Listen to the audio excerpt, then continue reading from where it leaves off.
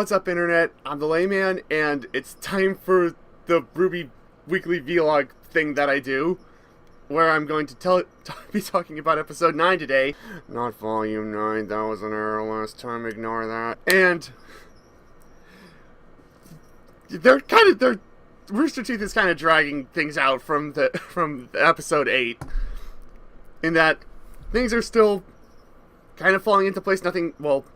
Stuff's happening, especially over in Menagerie, but not on the grand finale scale yet. Although I think they said this was going to be a slightly longer season than the last couple have been, so might take a bit longer to get started, but that ball's definitely been set rolling now. So this episode basically begins in Salem's camp and remains there for a vast majority of the time. Like, a good 10 minutes of the whole episode takes place there, with like occasional cutaways to other places. It basically starts like with Raven in her tent. She's, taking care of her weapon. This is implied to be not too much longer after the end of volume. Whenever Salem's crew rolled up to the bandit camp. And Vernal comes in, tells her that Salem's crew's arrived, and to get everybody ready and the like.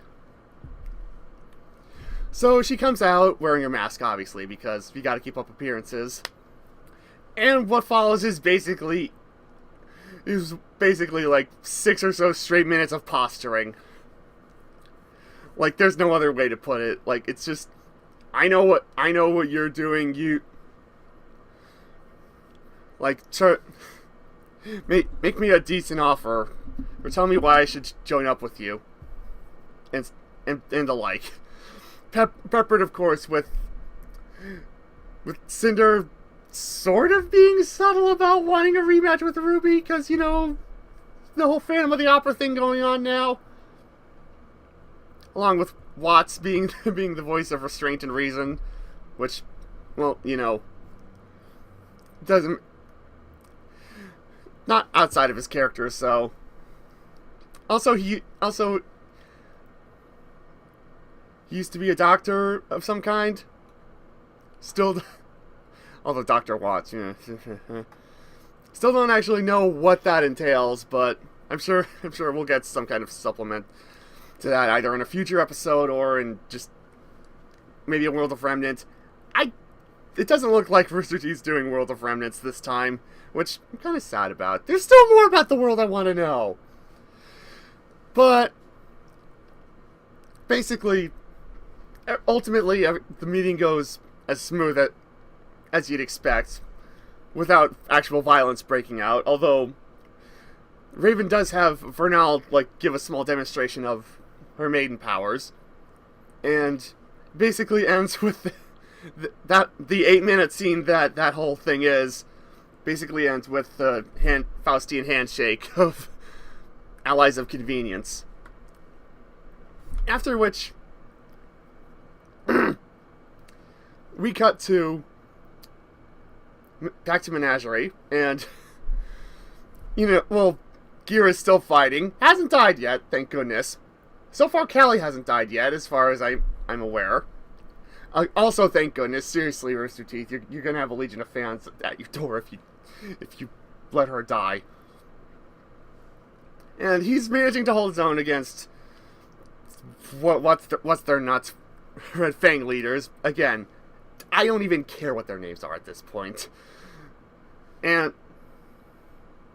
he's holding his own, but not for long, because there's other White Fang there, and one tries to sneak up and get a flanking shot, only for Sun to burst in and knock him out. Followed closely by Blake also bursting in and temporarily incapacitating the leader guys. And Sun stays to fight with Ghira, mutual respect kind of thing. Pardon. And then Blake goes off to make sure her mom's still okay, which, good on you, girl. Dang it. don't let more moms in this series die, or be basically written out of the story for all intents and purposes. And actually have a good mother, for that matter. Raven still holds Mom of the Year trophy. Speaking of which, we cut back to Raven's camp, and she's basically, mulling over the Faustian deal she just made. And a little bit of waxing philosophical about it with Vernal.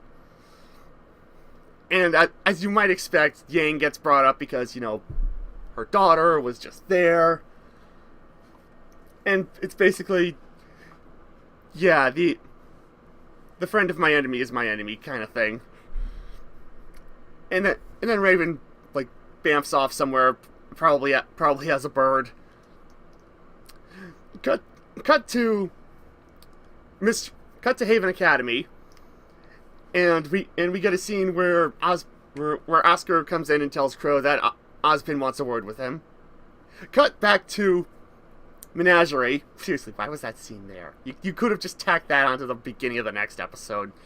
It did not need to be there. That made no sense. But back in Menagerie, Blake's running through her house, and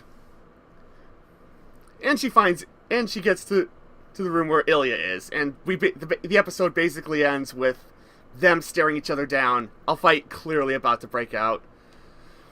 So, and boy, things are sure coming to a head now. Oh yeah, it was also mentioned that 2 days from the time the meeting with Raven took place, Salem's crew and Raven, that's when the attack on Haven was going to begin. So stuff's getting hot. That powder keg is looking like it's gonna explode soon. So hope something good comes of that. Although it probably won't, because things have to get worse before they get better and the like. And and geez, Raven, I know they weren't really putting you in a good position, but come on. You could have just agreed to leave them alone or something. And then again, you do have the Spring Maiden in your party, so they probably wouldn't have. But I want to know what happens next. There's going to be a big fight, which thank goodness this season has been very lax on the actual fighting. We need more of that. So I will see you guys for the next episode, and hopefully there's a good fight, and hopefully something gets resolved in some way.